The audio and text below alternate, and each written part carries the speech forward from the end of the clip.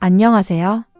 기업회생 파산 전문 권용민 변호사가 파산 절차의 종류에 관하여 작성한 두 번째 내용을 소개해 드리겠습니다.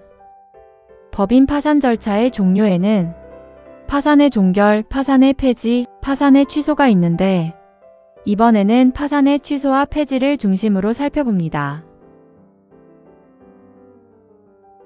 파산 취소는 파산 선고 결정에 대하여 즉시 항고가 있어 파산법원이나 항고심이 파산 선고 자체를 취소하는 제도입니다. 파산 결정에 대해서는 14일 이내 즉시 항고가 가능하고 파산 선고 당시 파산 원인이 없었거나 항고심 결정 당시 파산 원인이 소멸된 경우 취소될 수 있습니다. 다만 파산 선고는 모든 채권자에게 효력이 있으므로 파산 선고 신청 채권자가 신청을 취하하거나 신청 채권자의 채권이 소멸했다는 사정만으로는 파산 선고 결정을 취소할 수 없습니다. 파산 취소에는 명확한 법적 근거가 필요합니다. 파산 취소 결정은 소급하여 파산의 효과를 소멸시킵니다. 따라서 파산자는 처음부터 파산 선고를 받지 않은 것으로 됩니다. 그러나 파산관제인이 이미 파산재단의 관리와 처분 권한에 따라 한 행위는 그 효력이 소멸하지 않습니다. 발생한 재단 채권도 파산재단을 인도하기 전에 변제해야 합니다. 그리고 파산 취소가 확정되면 부인권은 발생하지 않았던 것으로 됩니다. 파산 선고로 중단되어 파산관제인에게 수개된 소송은 파산자에게 다시 수개시키기 위해 재차 중단됩니다. 또 파산 선고로 실효되었던 파산채권자의 강제 집행은 그 효력이 다시 회복됩니다. 파산 취소 결정이 있으면 파산채권자는 권리행사의 제한을 받지 않습니다. 파산 절차에서 이루어진 채권조사도 아무런 효과가 없고 파산채권자표에 기재되었더라도 확정 판결과 같은 효력이 발생하지 않습니다. 이는 파산 폐지와 구별되는 중요한 차이입니다. 파산 폐지는 파산의 목적을 달성하지 못한 상태에서 장래를 향하여 파산 절차를 종료시키는 재판입니다. 그 유형에는 동시폐지, 동의폐지, 비용 부족으로 인한 폐지가 있습니다. 동시폐지는 파산 선고와 동시에 파산 절차를 폐지하는 것입니다. 예상되는 파산재단으로 파산 절차 비용조차 충당할 수 없다고 인정될 때 동시폐지 결정을 합니다.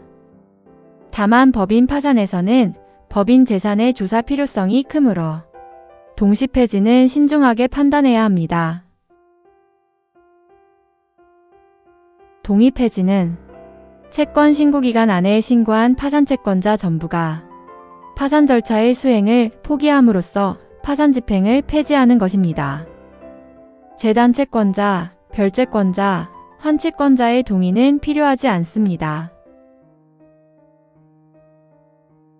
동의폐지는 원칙적으로 신고한 파산채권자 전원의 동의가 필요합니다.